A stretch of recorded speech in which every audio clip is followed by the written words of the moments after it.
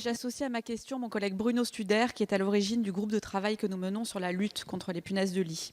Ces parasites envahissent nos villes. Des centaines de milliers de foyers sont infestés, et ce, peu importe leur origine sociale, puisqu'il est important de le répéter ici, la présence de punaises de lit n'est pas liée à un manque d'hygiène. Sa question ne doit pas être un sujet tabou. Absolument personne n'est épargné. Nous sommes tous concernés.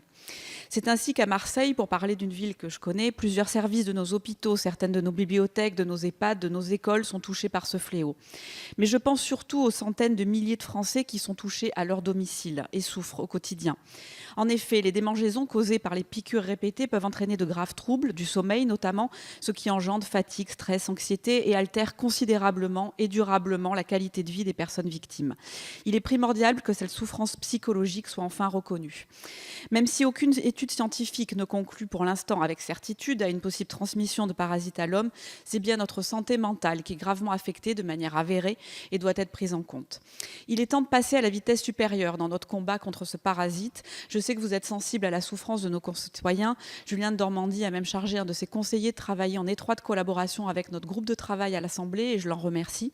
Mais il est urgent de mettre en place une véritable politique publique de lutte contre les punaises de lit.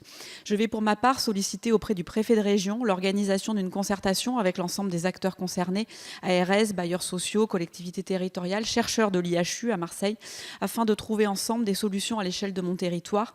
Mais des mesures doivent aussi être prises au niveau national. Aussi, Monsieur le ministre, pourriez-vous nous indiquer ce que votre ministère, ce que le gouvernement compte entreprendre en matière de prévention et d'éradication afin de lutter contre ce fléau? Ne pensez-vous pas que cette infestation constitue un véritable problème de santé publique et devrait être prise en charge comme telle? Je vous remercie.